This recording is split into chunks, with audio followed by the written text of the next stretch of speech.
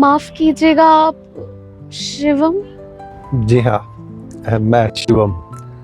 वैसे मैंने आपको दूर से देखते ही पहचान लिया था। वैसे आप खड़ी क्यों हैं? बैठिए ना, आइए। जी, धन्यवाद।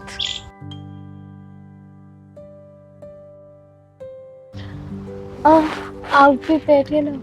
जी जी।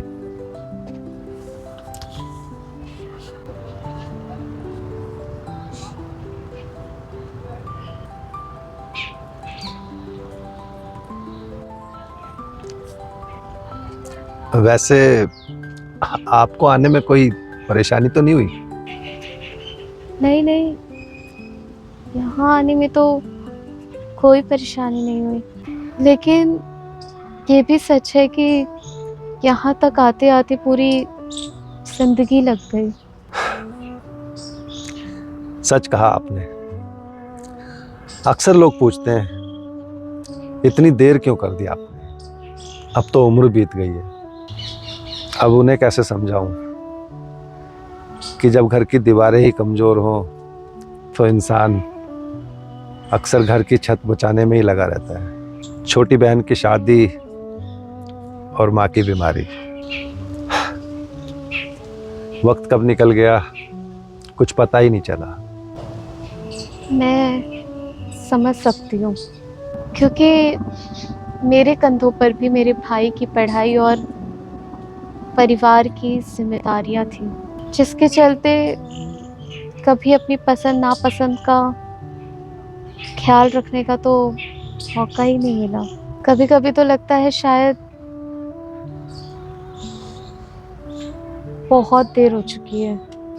देविका जी, लोग कहते हैं कि जो जिस समय पर होना होता है वो उसी समय पर होता है, और यही सच है।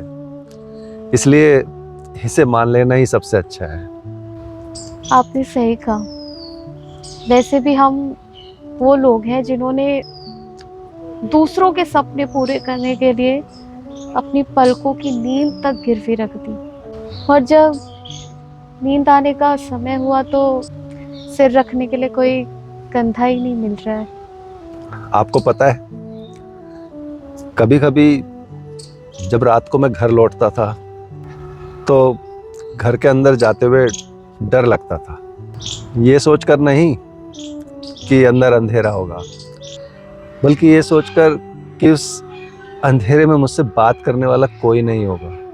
जिम्मेदारियों ने घर तो बना दिया, पर कहीं ना कहीं उस घर में सुकून का एक कोना बनाना भूल गया। शिवम जी, मैंने भी कई साल रसोई के धुएं और घर की जिम्मेदारियों में गुजार दी। भाई की शादी हुई, उसकी अपनी गृहस्थी बस गई। बाद में पता चला कि मैं सिर्फ उस घर का एक हिस्सा बनकर रह गई। वैसे अजीब है ना, इस उम्र में लोग रिटायरमेंट की सोचते हैं और हम एक नई शुरुआत की कोशिश कर रहे हैं। समाज भी हंसेगा हम पर, है ना? आपको पता है शिवम जी, समाज तब तक साथ देता है जब तक हम उनके हिसाब से चलते हैं, लेकिन जब हम अपने हिसाब से चलते हैं ना, तो ये समाज सिर्फ ताने ही कसता है। इसलिए अब हमें समाज के लिए नहीं, अपने लिए सोचना है।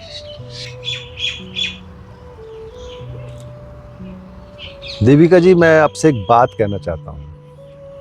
मेरे पास बहुत ज़्यादा धन दौलत तो नहीं है, लेकिन मेरे कुछ सपने हैं जो आपके साथ देखना चाहूँगा और आपके साथ जीना चाहूँगा। और देविका जी, मैं ये भी नहीं कहूँगा कि मैं सारे संसार की खुशियाँ आपके कदमों में लाकर रख दूँगा, लेकिन ये वादा ज़रूर करूँगा कि हर दुख में आपके साथ खड़ा रहूँगा और हमेशा आपका साथ निभाऊँगा। शिवम जी, मुझे भी कोई बड़ी धन दौलत नहीं चाहिए। मुझे बस एक शांत जिंदगी चाहिए और जीवन भर का साथ।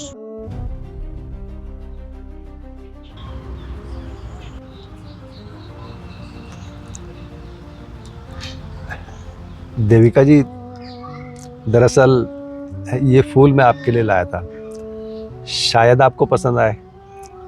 वैसे तो मुझे पता है ये सब इस उम्र में बचकाना सा है।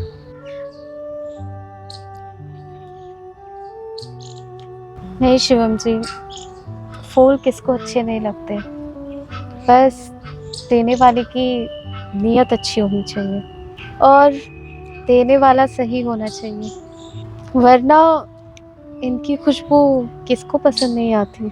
वैसे भी पहली बार किसी ने मेरे लिए कुछ ऐसा सोचा है और ये एहसास बहुत कीमती है। वैसे देविका जी, आपकी सोच बहुत गहरी है और आपका स्वभाव भी बहुत अच्छा है। मुझे सचमुच बहुत अच्छा लगा आपके साथ मिलकर। शिवम जी, मुझे भी आपसे बात करके बहुत अच्छा लगा। ये लगा ही नहीं कि मैं आपसे पहली बार मिली हूँ। सच कहूँ तो आप बिल्कुल मेरी तरह ही सोचते हैं। अगर आप बुरा ना माने तो मैं आपसे एक बात पूछूं? क्या मैं आपकी तरफ से हाँ समझूं देविका जी, या फिर अभी और जानना है मेरे बारे में? और अगर आप मेरे बारे में और जानना चाहती हैं तो हम कल इसी जगह फिर से मिल सकते हैं। नहीं नहीं शिवम जी, ऐसी कोई बात नहीं है, क्योंकि मेरे दिमाग में भी यही कश्मकश चल रही थी कि आप मेरे बारे में क्या सोचते हैं और इस रिश्ते के लिए सहमत हैं या नहीं।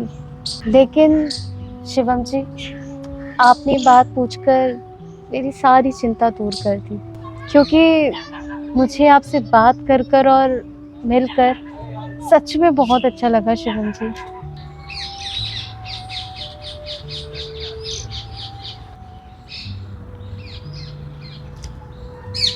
देविका जी, मुझे लगता है अब हमें घर चलना चाहिए, क्योंकि आपके घर वाले भी आपका इंतजार कर रहे होंगे। जी जी शिवम जी, आपने सही कहा, अब हमें चलना चाहिए। वैसे भी अभी शाम होने को आ गई है